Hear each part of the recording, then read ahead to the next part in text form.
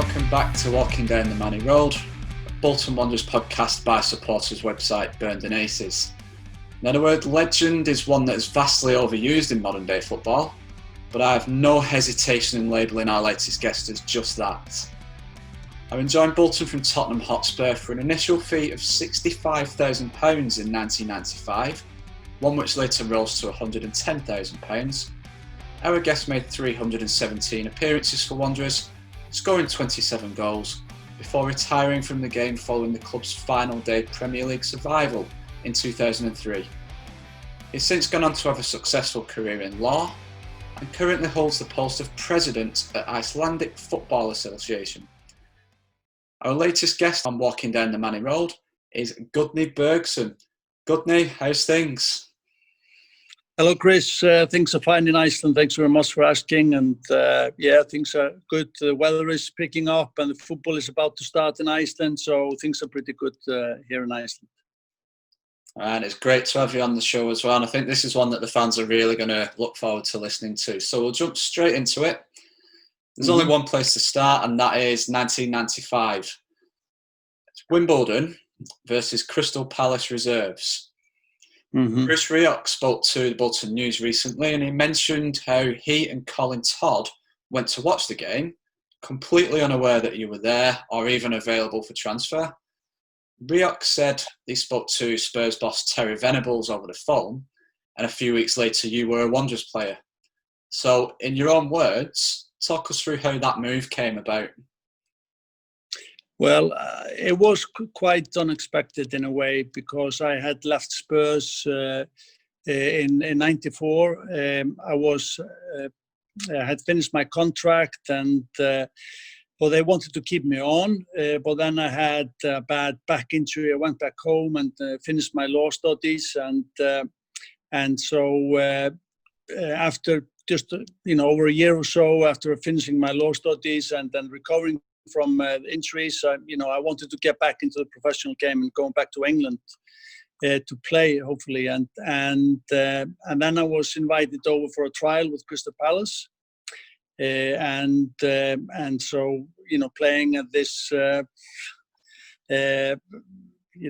this stadium and only sort of a couple of people and a dog watching, and wasn't in the best of shape even, and Bruce was there obviously watching, and then one thing led to another, and I didn't actually in the end join because Crystal Palace were interested, but there were some complications because of my contract situation with Spurs, and so it was a little bit of a complex transfer, if you like. It was sort of pre-Bosman ruling transfer, and so in the end, they persevered. Bolton, they invited me over for some training and contract discussions, and they really wanted me, and I really liked what I saw from Bolton, and obviously the squad was up and coming, and Bruce was a fantastic manager. So in the end, it was, I don't know whether it was fate, but in the end I became a Bolton player in spring of '95. So it was great luck on my side to end up there. You just briefly mentioned there that your move to Bolton was about 6 months before the Bosman ruling came in. So we understand your contract at Spurs was up at the time, and that meant Bolton, as I just mentioned before the Bosman ruling, that meant Bolton did have to pay a fee for you. At one point, there was a few rumours that the deal was delayed or maybe even on the verge of collapse. And just doing the research for the podcast, there's a few sort of hints that you took things into your own hands a little bit with your law background in terms of sort of pushing the deal through. So just how much input did you have on that side? What recollection do you have? Well, I was, with my legal background, and I was a bit stubborn. I was in a dispute with Spurs because I thought, because I had been released, that they shouldn't really be entitled to any fee, of sorts. And I had been over in Iceland for 1.5 years, recovering from injury close to my 30th birthday.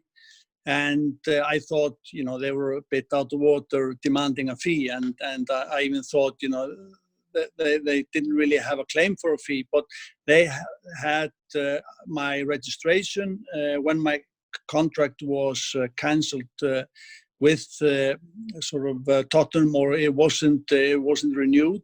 So it was a bit of a complexity about it. So, but in the end, we got it sorted out, and I thank really Bolton for that, because they really wanted me. I mean, it wasn't the biggest of fees. I was being a little bit stubborn and said, no, they're not supposed to get any fee anyway in the first place. But in the end, it was all sorted out, and I was really pleased with it. So it was in the end like 65 grand, and then 50 grand on top, depending on some appearances. So I think in the end it was probably a good deal, and Spurs got a few quid for me, and I spent over 8 great years with Bolton. So it was all for the greater good. I don't think you'll find anybody disagreeing that it was money well spent either. £65,000, £110,000, whichever way you look at it, for the service you gave the club. Another deal a couple of years after you, but UC Escalainen, £100,000 to give us 15 years worth of service. You just don't get that these days. So we'll move on now. And there aren't too many players who get to say this, but you made your debut in a cup final. More specifically, the 1995 Coca-Cola Cup final, when we lost to Liverpool. Now, we hear from players all the time about how excited or nervous they were to play at Wembley, but you had that on top of the added pressure of being your debut. So how were you feeling on the day of that game? So what was going through your head as well? Not just a cup final, but your debut as well. I mean, it was just a fantastic occasion to be back in English football, playing at Wembley. And funnily enough, my last game for Spurs was actually at Wembley in the semi-final in the League Cup against Arsenal, 1.5 year or a couple of years earlier. So it was quite amazing to be back into the English game and into that cup final. And it was a great occasion. Although we lost, but we gave a really good account of ourselves. So I started on the bench and got substituted. I was really fired up when I went on there, and we managed to get one back. Liverpool were 2-0 up, and we got it 2-1 and really gave them a cracking game. And it was, it was just Bolton. When I came there, it was just the place was buzzing. And the somehow the support and the connection between the supporters and the players and the staff and the coaching staff and all that, it was like a one big unit, one family. And I was really pleased to be back and what a way to start and a debut at Wembley. And we were a little bit unlucky. We could have possibly pushed them all the way, Liverpool, but I mean they were a great side and we lost, but. We came a few weeks later and had another great Wembley appearance against Reading. So, but it was a fantastic start, and I really enjoyed being back in football with Bolton. So it looks as though you were setting up a second home at Wembley there then. So as you just mentioned, we were back a few weeks later, this time for the playoff final against Reading. We couldn't have made a worse start, 2-0 down in 12 minutes, and what would have been 3-0 but for Keith Brannigan's penalty save. Now, we somehow came back to draw that game to take it into extra time, and then we eventually won that by 4-3. As a fan, that was the ultimate roller coaster of emotions. But from someone who experienced that on the pitch, do you get those same emotions, or is it just all focus on what is going on at that particular moment?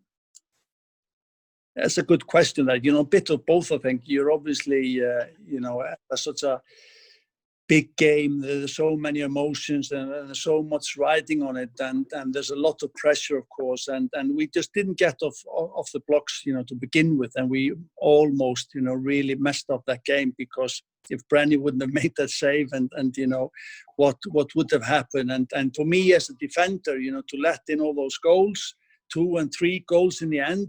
We were all over the place, to be perfectly honest, to begin with. But we crawled our way back, and it showed, I think, the mentality and the togetherness of the squad and the team, and the way it was shuffled, at halftime by Bruce, and we came back strong, and it was, that playoff game is one of the greatest games I've ever played. Although as a defender, conceding 3 goals, that's not a good job.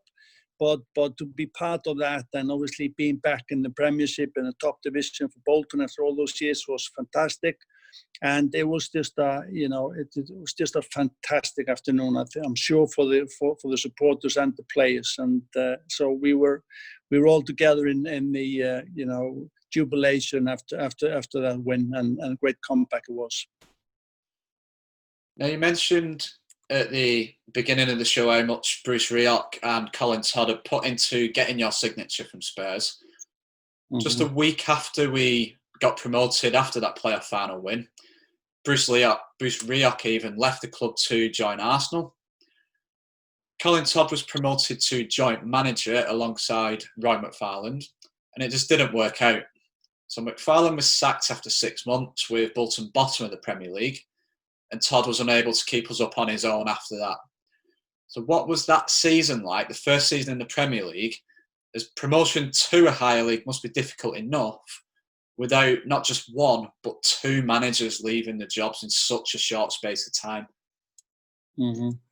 Yeah, it was in the end, because I think we had a pretty good squad, but we were lacking in experience, and again, we started perhaps slowly and didn't really have the experience, the know-how to survive in the top division. I think we only in the first half of the season we only managed to get 9 points, something like that. The second part was a lot better.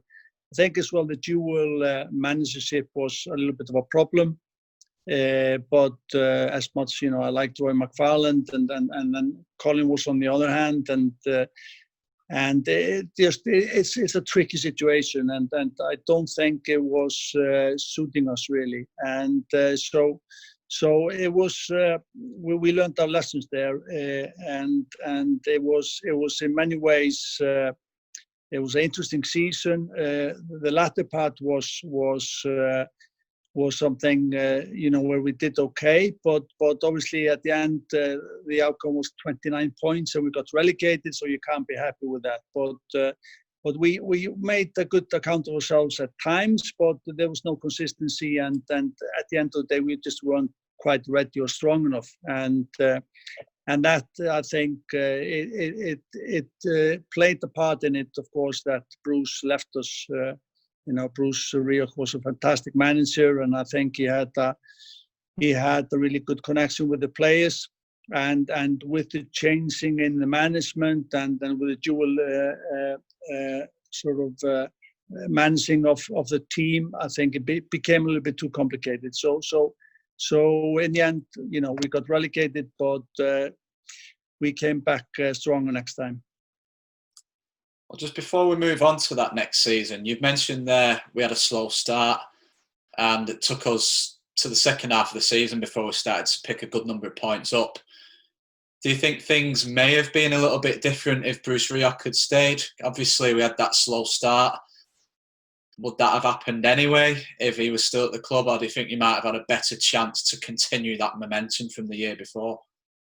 I think so. I think it would have made a difference, and I think we would have been definitely closer to staying up and possibly staying up. But don't want to take anything from Toddy, because he played a big part, and the year after we did really well when we got promotion. But it was it was a big change for us when obviously Bruce left, and we needed some adjustment. And while we were learning the ropes, we were without too many points, and in the end, it was just too much for us. And perhaps we needed to strengthen the team a little bit more, but we it's just one of those things. And then I think Bruce obviously had to take that opportunity and a chance going to Arsenal. Everyone understood that, but for us, it made the season, the Premiership, our first, a difficult one, and obviously we were quite a few points of safety. So that was that. Okay, so on to happier times now. The 96-97 season and the final season at Burnden Park. We won the First Division title, scoring 100 goals on what would have been 100 points, but for a late Tranmere goal.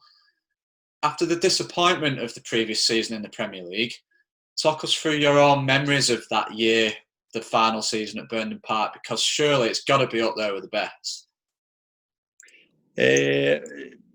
Yeah, it was. I mean, Burnden Park had, it was a special place, for us, obviously being there for all those years and over 100 years, and then it was our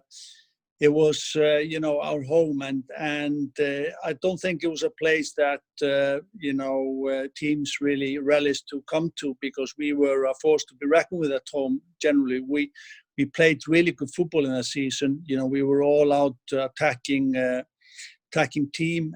We had Blakey and John McGinn up front, and we were Ditsy, and then it was just there were really many goals in that in that team, and then Per came in, and Michael Johansson, and there was a lot of skill in the team, but a lot of grit as well. So that season was really special for me, and I remember as well we played Spurs in the League Cup and beat them 6-1, and what a fantastic night that was. I remember Blakey really destroying Sol Campbell at the back there, and we were all over them. We even scored 7 goals. There was 1 goal disallowed. It was actually a lawful goal, and I just thought. After that game, hey, we are going places. I was so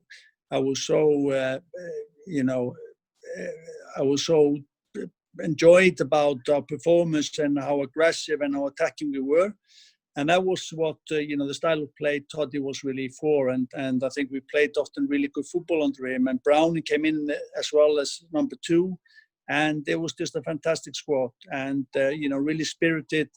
A good English nucleus in the in the team, and with some Nordics, and we were I think a really entertaining team that season, and so we really just ran away with the league, and we were up in the Premiership again. But that was a fantastic season. And that occasion, the last game in Burnden Park, it was so mixed emotion, but we had to carry on and move on and go to Reebok. But it was really emotional last game, but it was a great season for all of us. Before we move on, you just mentioned there the 6-1 win over Spurs in that season. As a former Spurs player, obviously we see players move from one club to another all the time. But was there a sense of personal pride as you've got one over your old employers, or was it just another game? It was a little bit more than another game, but it wasn't like I got one over them, because it was I was just a Bolton player in a great team, I thought, and I was just proud of my team, and so it wasn't about my own feelings, and so it wasn't like, I got one over you guys and all that. But it was you always want to do well against your old clubs. So it was okay. Perhaps I added spice to it and added, a little bit of a pleasure, whatever. But the main thing was, I thought after that game, hey, this team can go places. So for me, that was the main thing, to entertain the fans. And to beat a good team like Spurs in that manner just told me, we are heading in the right direction. So it was one of my I think greatest experience on a football pitch. It was a fantastic night. Now, at the time we left Burnden Park, you'd been at Bolton for a little over 2 years at that point, and you struck up a real connection with supporters in the stands. It was obvious to all of us at the time had come to move on from Burnden Park. But what do you miss about the old ground? Because 23 years on, there's still a feeling that something just isn't quite there at the Reebok or the University of Bolton Stadium as it's known these days. I just still call it the Reebok. For me, it's a Reebok. I think we all do. It took a time to get settled in the Reebok Stadium, or the Reebok Stadium, and it's understandable, because it was such a confined and so compact stadium, Burnden Park. And I mean, facilities weren't the best. The dressing rooms, I'm sure, the visiting teams were not enjoying it sometimes coming to our place, but it was our home and we liked it, and it was compact, it was with good atmosphere. So it took time somehow to build that rapport and that feeling that Reebok was our stadium. But I still think, as I remember that just go a few years on, like to the Middlesbrough game when we, 2003, my last game. I mean, the atmosphere at the Reebok, was often great, and I think it's a beautiful stadium. We are obviously struggling a little bit now for fans and supporters because we don't get that many to the games. But I still think it's our home, it's our stadium now. So I think it's fine. I think it's our problems have got nothing to do with the stadium. It's something else than that. All right. So just out of curiosity, when did you first get a chance to see the Reebok? Were the players given a tour at any stage during its construction, or did you just turn up and play once the fixture list was out and it was time to get on that field? Did you get a chance to see the ground before that? Yeah, we did. I think middle of the construction, a little bit into it. We were always driving past it as well when we were going to Exeter to train. So you could see it like rise, and then you thought, that's going to be something else. And then we went there in the middle of the construction, and I think in the pre-season as well, we came there and there was some gathering there, to bless the stadium and all that. And then we were seeing, how it was developing because, and so we saw it gradually coming together and all that. And I think we were really pleased with it. I mean, I remember there was a big discussion about this because it was like it held 28,500 or 29,000. And everyone's saying, we should have reached 30,000 or 32 or 35 or whatever. But I think stadium as such, it was a really good-looking stadium. It was a really modern stadium for that time, and we were really excited about it. I think it gave us, some status that we were up and coming club and we were going places. So we were all excited about it, I think. Yeah, and it's a stadium, as I say, 23 years after we first moved in there, but it has lasted the test of time. It needs a bit of a clean and little bits of maintenance doing, but it's held up quite well considering. So back to on-field matters now. 1997-98, the first year at the Reebok, we're back in the Premier League. As you've mentioned already yourself, it was a much improved team from 2 seasons earlier when we finished bottom.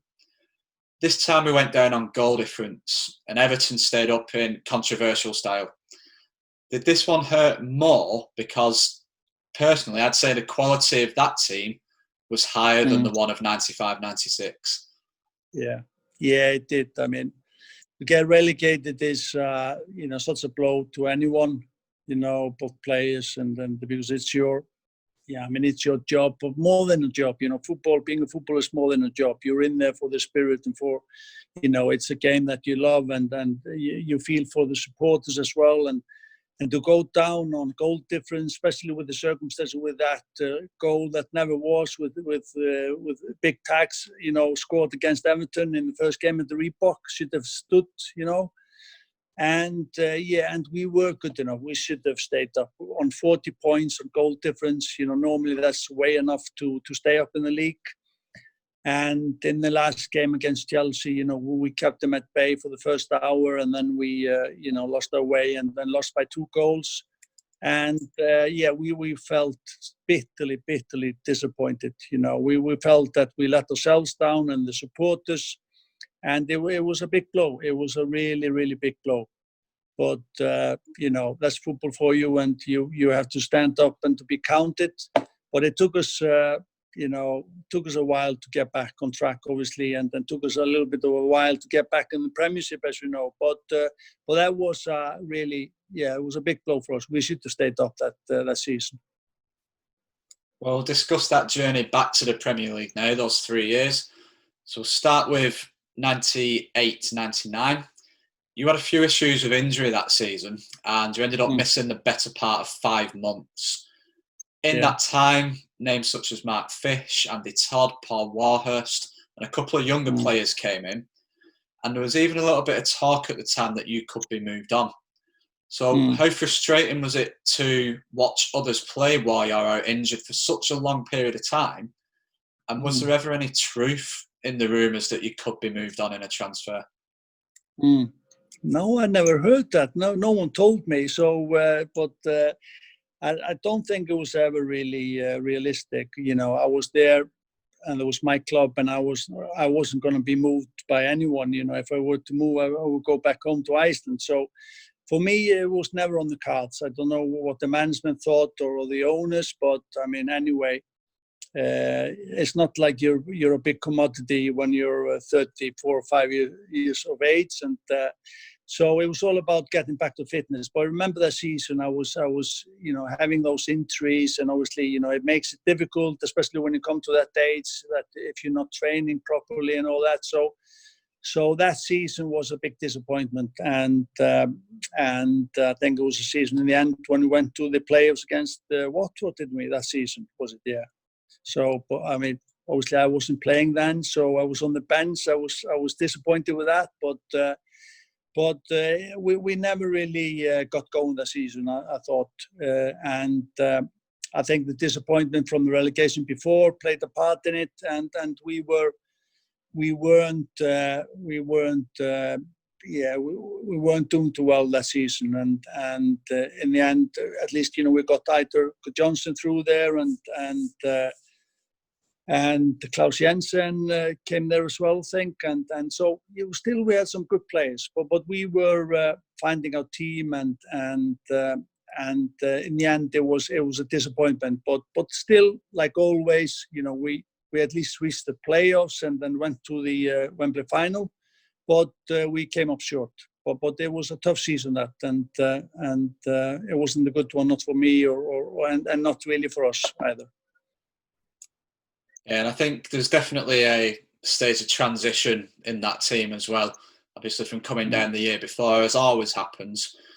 You mentioned it very briefly there, but we got to the playoff final against Watford, and without dwelling on it for too long, Bolton don't have a very good history at Wembley. The first 12 minutes of the Reading game, we lost to Liverpool that same season. We've been back there since. We won't mention the score of the Stoke game a few years ago. But from somebody who's played for the club in a disappointing Wembley defeat, or in your case weren't because you were on the bench, that one must have hurt a little bit more, knowing that not just we missed out on promotion, but you weren't actually involved. There was nothing you could do as well.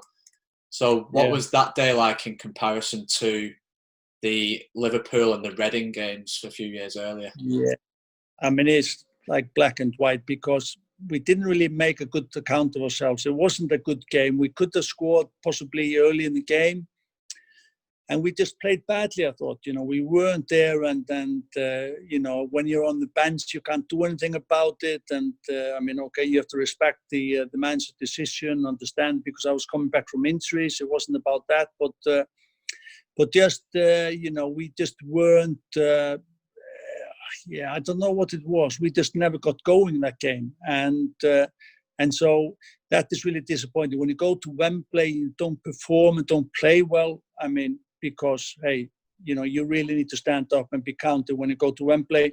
Well, that was one of these days. We didn't really play well. And I think we felt all disappointed with that, because at least you want to have a right go when you go to Wembley, and this game was just not a particularly good game for us, and so it sort of mirrored the disappointment from the previous season.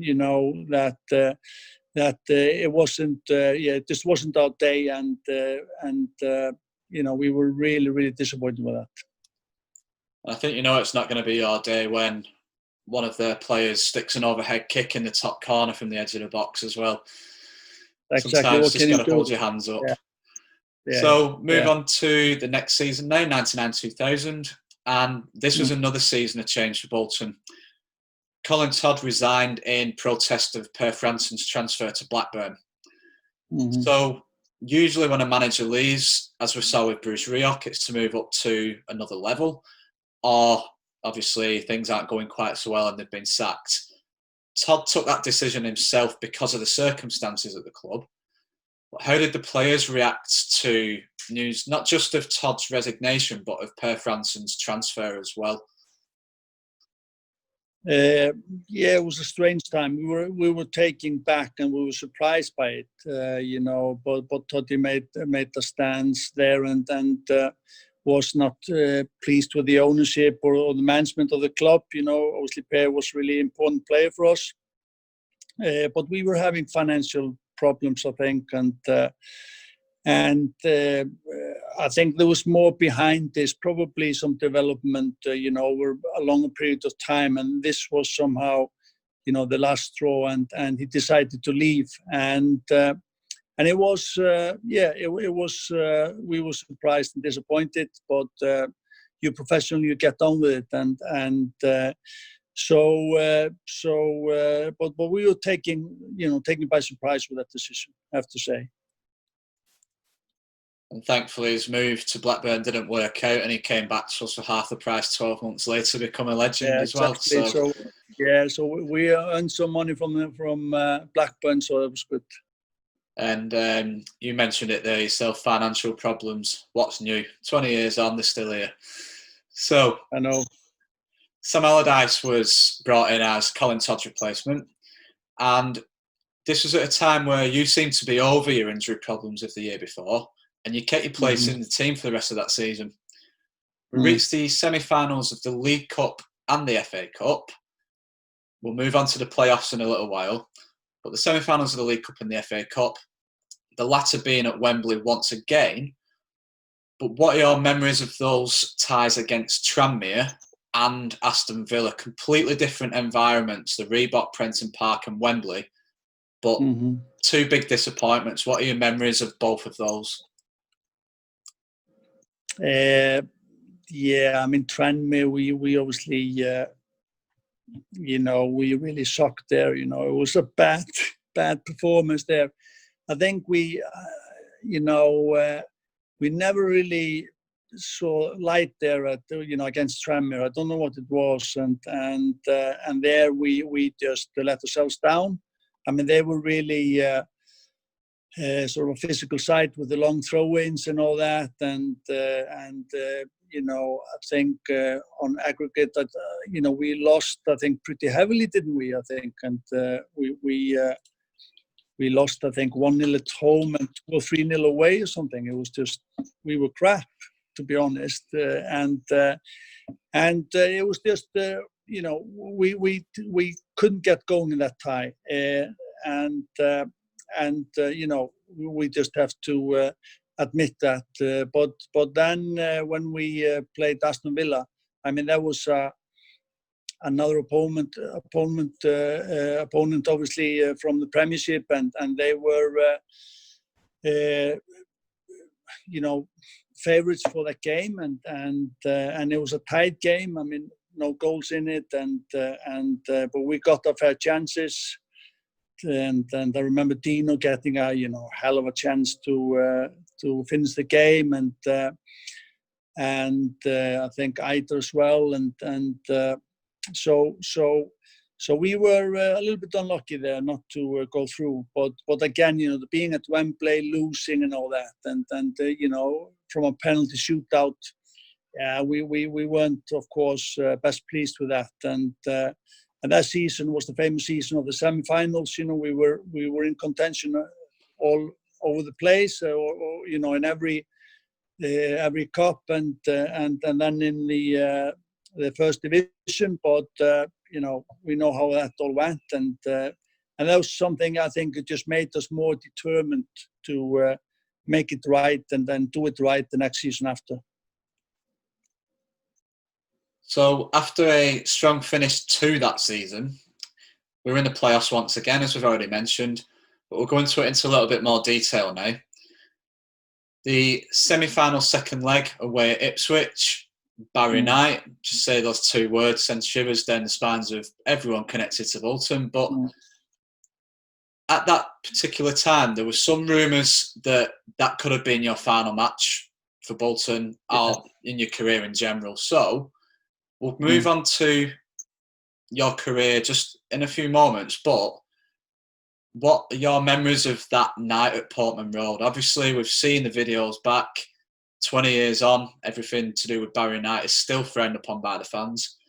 But as a player that was on that pitch at the time, just what was it like? What was going on? I mean, it was a roller coaster. I remember I lost it. I went after him, and I was close, I think, in just nudging him or headbutting him. I was so furious. But I think, I've seen the highlights from it and all that, and I have to be truthful about it. I mean, we made some bad decisions in that game. The defending wasn't there, the rest challenges and all that, and made.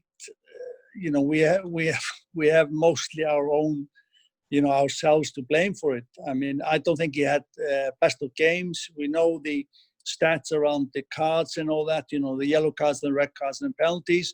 But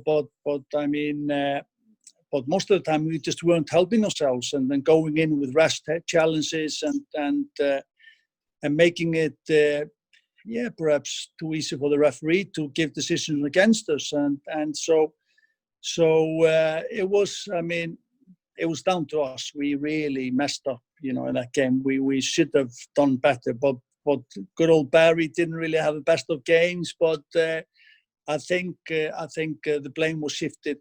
Everything was shifted onto him. But we have to be honest. I mean, after all those years, who cares? But we really at times didn't help ourselves there. And but we were so furious in that game, and for some of his decisions, with the penalties and all that. But when you look at it in the highlights, I mean, I don't know. I think it was we were mostly to blame. But I actually had made the decision then to retire. But I think in the end, they played a part after that performance or after that game. Somehow I thought, is this it? Because I was playing pretty well, I think, that season. So I just thought, can it really end this way? And then thankfully I decided to stay on.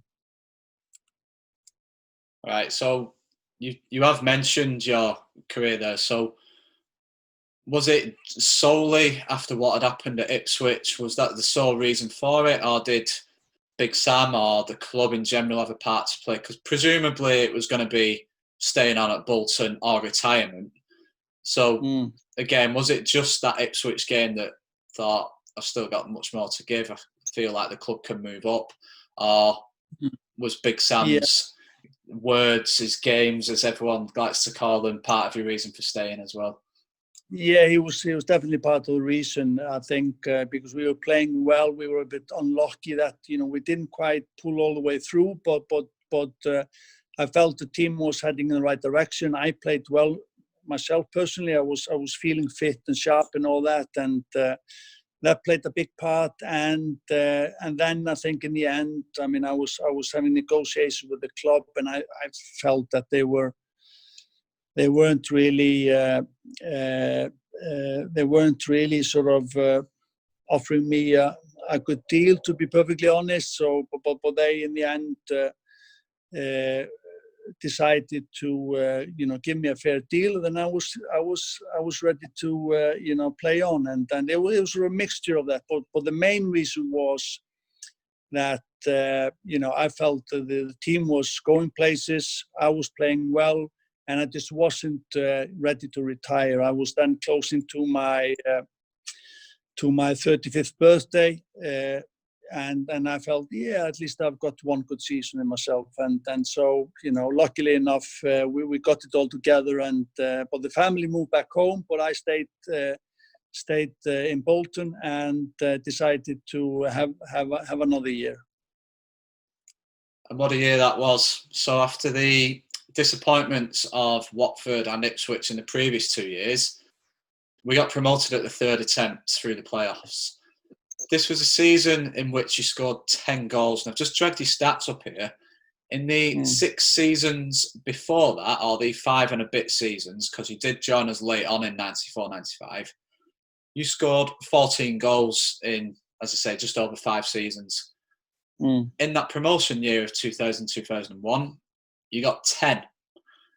And that included 1 in each of the playoff semi-final legs against West Brom. With Wembley being redeveloped, the final against Preston was played in Cardiff. And as a fan, this is a day I won't forget. But how do you remember this one as a player? Obviously, it's a little bit different to Wembley, the same occasion, but in a different stadium. Those photos with Big Sam, Nat Loftus, and the rest of the squad afterwards are great to see. But talk us through that day, because after the disappointments of what we've mentioned before, Reading, Liverpool, Watford, suddenly we had something to celebrate. Yeah, I mean, it was about time for us to deliver, and I mean, that season in particular, obviously, you know, we went into the playoffs. We wanted to obviously go straight up, but didn't manage to do that. And like you mentioned, I mean, for me personally, I really felt, you know, in good shape. I was on fire, like in regards to goal scoring. You know, scoring 10 goals was you know, good for me, and obviously good for the team as well. And I really enjoyed the season, and I felt, you know, the camaraderie and the team spirit. Sam was really in his element. You know, we got sports science involved, and obviously Brownie played a big part, and it was just a joy that season, you know. And obviously with the supporters again, you know, it all somehow came together, and similar to, you know, in the Bruce Rio area and the Burnden Park. So it was just a, you know, fantastic unity around the whole place. And that day, you know, in Cardiff, Millennium Stadium, a really great stadium. I think we had 60, 70,000 there, and I mean, it wasn't perhaps the best of games. We had an early goal, but then I played to the back with Colin Hendry, and it didn't, you know, Preston didn't really create anything, and we were sound and stable, and then we got 2 late goals to make it, you know, really convincing 3-0 win. And for us, you know, after those 2-3 seasons, you know, being back in the Premiership all together, and good old Nat Loftus there with us, and you know, all the guys, and it was just the family was there, and it was just a fantastic night. Really, you know, one of the best nights of my life, and it was fantastic to lift that trophy and be back in the Premiership. Now, we said that was the 3rd time lucky. I read some quotes recently. I think they were from Kevin Nolan, just picking the name off the top of my head there, but I think it was Kev. And he said when Big Sam first got the job, he mentioned there was talk of like a 6 or a 7-year plan, not just for promotion, but to get us into Europe as well. And at the time, it was sort of laughed off by a few people. We all know that proved to be the case in the end. 2005, we were in the UEFA Cup for the first time. But as a player of, when Big Sam came in, what was a mid-table, second-tier club, first division, championship as it is these days, was there sort of admiration for his ambition, thinking we could get into Europe within that time frame? Or is this guy crazy? It's like, getting back to the Premier League was step one, but was there really a belief that not only could we get there, but we could kick on an extra couple of gears as well? Yeah, I'm not sure I remember that we were talking about Europe at that stage, you know. But Sam was certainly ambitious, and ourselves as well, you know. And I think it was all about making sure that this time around we would stay in the Premiership, you know, to begin with. And I think perhaps in the after that initial season in the Premiership, you know, then I think I'm sure Sam was thinking about bigger things and all that. But you know, with my experience, I just want to make sure we're going to stay up this time, and and so we did. But it was just, I think what Sam had was that the man management quality, and I think we really had, good camaraderie again in the squad, and there was a good mixture of players. So for us, it was just to make sure. It's always quite a big step coming from the first division to the Premiership, and for us being, for me and some others, I'm not sure how many we were left, but we just want to make sure that we weren't going to go down again. So that was the main aim to begin with. And I think then the Europe aspirations came into it a little bit later, I think.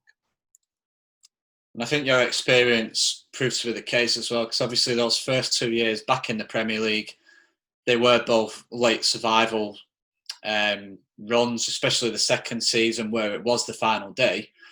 So going back to what we mentioned before, you were retiring in 2000 but stayed on, and it was the same the following year in 2001. So talk of retirement did continue to follow you around, but Bolton finally cemented the place in the top flight. No more relegations.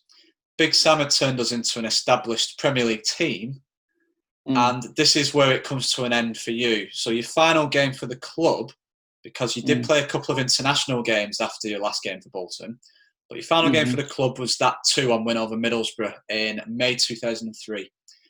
Yeah. So talk us through how that day felt, knowing that win, lose or draw, survival or relegation, this was going to be it. So what goes through the player's mind, or your mind more specifically, when you know that day has come, today is your final game? Yeah. I mean, talk about pressure. It was like, it was immense. And I remember I always had, wanting to have my family over, my friends over and all that. And I just scraped all that. I said, no, I'm focusing on this game. This game needs to be won. And I didn't want any distraction. So for me personally, knowing that I was going to play my final game, I was finally retiring after all this endless speculations for 3 years, whether I was retiring or not, close to my 38th birthday. And I felt as captain and with my history with the club for over 8 years that, it was so much riding on it. It was almost, my career was on the line, if you like, and I knew how important it was for Bolton, for the club and everyone involved. And I just couldn't think about, the aspect of us losing that game. So it was everything riding on it. And it was just a great, great game. We started with so much power and determination, obviously 2 great goals from Per and JJ, and we were always going to win that game. And we made it a little bit, exciting and interesting with letting them into the game with 2-1. And but it was such an important game, and for me, I mean, it was just fantastic to end on that note, and I felt just so privileged and thankful for the time I've had with Bolton and the career and the connections I had, like with the supporters and the town and all that. So it was just that day will never sort of leave me, and it was just one of the greatest days you can possibly ask for, and it was just fantastic, and that somehow cemented that base we needed then to push off and go into those European dreams of Big Sam and Kevin Nolan and all the guys who came after, and so it was great to watch, and but it was so important to make sure that we stayed up. Well, sticking with the theme of what you just mentioned there about the guys that came in after you, in those last 3 years, it sort of felt from a supporter's point of view as though Big Sam was trying to bring in younger players, younger defenders, more to be more specific, potentially as the long-term replacement for yourself. We saw younger players such as Paul Ritchie come in when we were in the first division. We later saw foreign players such as we had Jibril Diawara, where it didn't work out. Bruno Ngotti came in, who did very, very well in the end. But one player that I would say was brought in as your long-term replacement was Florent Laville. Do you have memories of Laville? Because his loan spell was as good as anything you're ever likely to see. And then unfortunately, as soon as he signed permanently, 2 or 3 games in, he had a career-ending injury. So it looked as though we got your replacement, but then he had to retire as well. So were you ever involved in sort of mentoring, tutoring some of these younger players, or was that maybe just sort of an idealistic approach to it?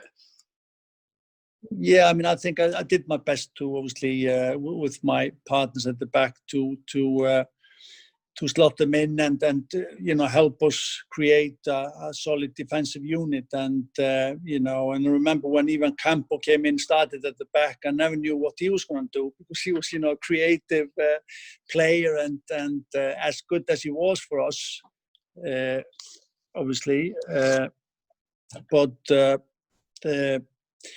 So, you know, but I think he was more suited to being, you know, a midfield player. Then he could do the odd mistake and even slip or whatever, but he was, you know, such a creative player. So he was better in midfield. But then I had Mike Whitlow, who was just, you know, a year or two younger than me. But Florent Laville, when he came in, and he really, you know, it was fantastic, because I think in the end, you know, success is so often built on clean sheets and good defensive displays. You know, I have to say that as a defender, and we, I remember, I think of the last 6 or 7 games, I think we kept something like 5 clean sheets, and they were so good to play with Laville, you know, Florent, that he couldn't really speak any English, and you know, I needed to explain offside. I don't think he understood offside. You know, for instance, he was just. But his understanding and his maturity, and I really felt he was a really good partner, although we didn't play that many games. And so it was a pity for him that, you know, he had that injury, because he was a fantastic player, I thought. But I, you know, and it's all about understanding and partnership and concentration, you know, from a defensive point of view. And for me, I think. Yeah, it was important for me, becoming a little bit older and older, obviously, year by year, that you know, I kept mostly away from injuries, and I was just enjoying my football. And the funny thing, in the end, I mean, I was offered another year. I could have even played for another year. And sometimes I look back and think, I should have stayed on, you know, perhaps just for another year. But I had my really fair innings, and I was really pleased that I stayed for that long, though, as I did. Definitely not the only one that's pleased you stayed on those 3 years. So we are approaching the end, but before we do get there, there's been quite a lot of talk of your retirement. So you were retiring in 2000, you were retiring in 2001, and you were retiring in 2002. You did retire in 2003, but in those previous 3 years, just what did Big Sam say? How did he persuade you to stay on? Not just once, twice, but 3 times. You mentioned the first season, 2000, sort of a feeling of unfinished business and feeling you could carry on. But how did that 1 year turn into 3 years? Just what did he say? Well, I think, to be honest, I mean, it was down to my own deep feelings about what I wanted to do. But then I did like Sam. We got on really well together, and, you know, he gave me the freedom and the responsibility, and I think, you know, he was just a joy to work with. I was playing well. I was satisfied. And my wife said, "Gudni, I mean, I know you. You just have to. I know you're loving your football." And I think she realized that both I had somehow, you know, because I was enjoying my football, which is so big part of your life, and that, you know, I just had the responsibility somehow I was captain, you know, for the team, and I thought I had something to give, and it was just, you know, you just still felt that you had something to give, and you were, you know, enjoying it, and so in the end, you know, there was the sort of a combination of those factors who played in it, and you know, luckily enough, I had those.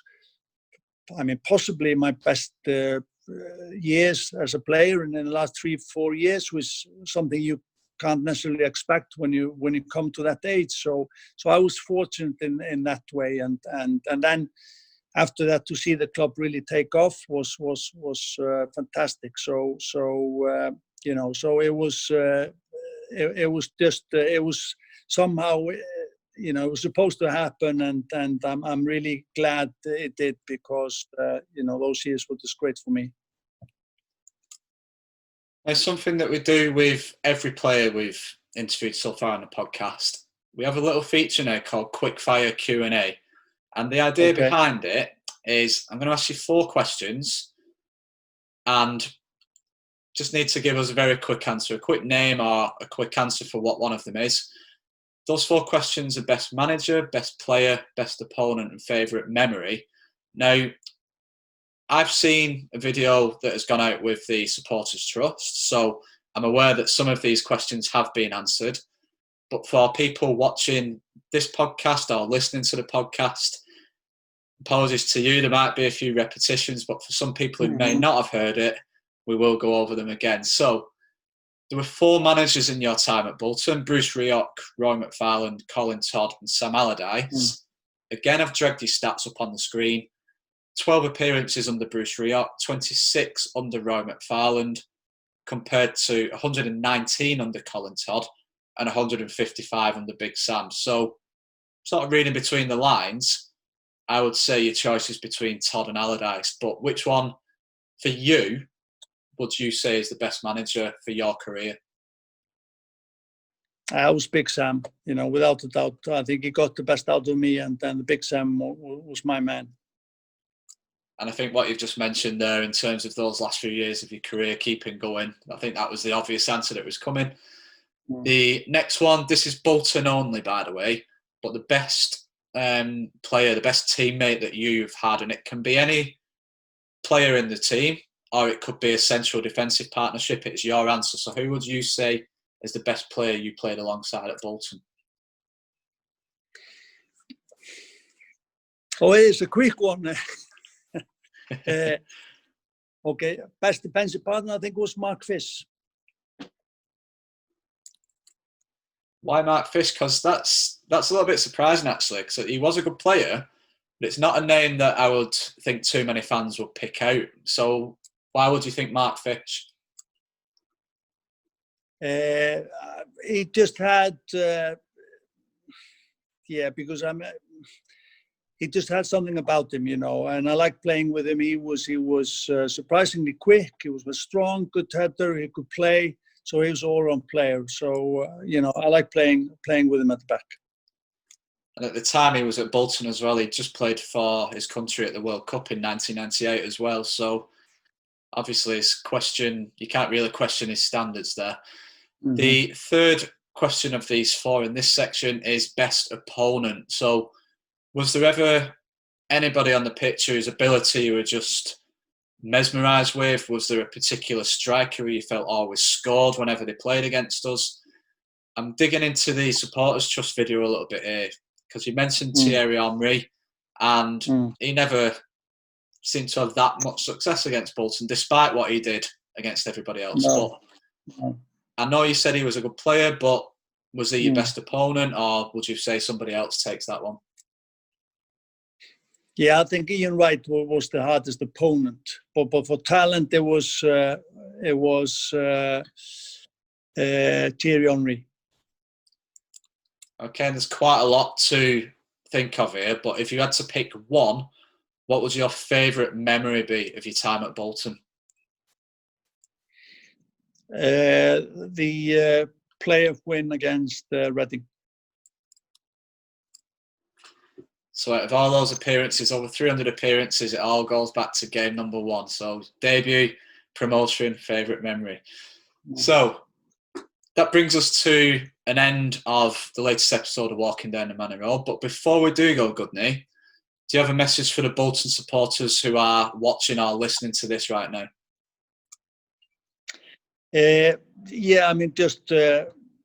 I really hope that you are safe and well in the UK. We know about the hardship of the pandemic situation, and I hope you're staying safe and keeping well.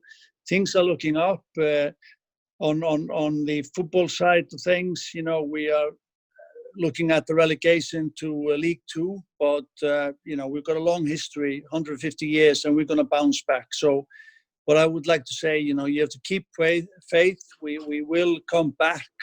And I really want to thank you all, the supporters and the town. I had such a great time in Bolton, and I love you all. And I will see you soon, and we will start climbing up, the league system and end up in the Premiership in not too many years, I hope. So all the best. Thanks. And all the best to you as well. I think I speak for every fan of the club when I say it'll be good to see you back at the ground whenever we're all allowed in as well. So wish you all the very best yourself over in Iceland. And again, as I said, we hope to see you soon. So whether you're watching on Facebook, YouTube, or our website at burndenaces.co.uk, or listening to the podcast via Apple Podcasts, Google Podcasts or Spotify, make sure to like, share and subscribe to be the first to know when new episodes become available. Previous shows with Jay Spearing, David Lee, Andy Lonergan, Matt Mills and Craig Davis are all available to stream, and more are on the way. For now though, thank you for joining us. He's been Gudni Bergsson. Thank you, Gudni. Thank you. I've been Chris Mann. Thank you for listening, thank you for watching, and I will see you next time.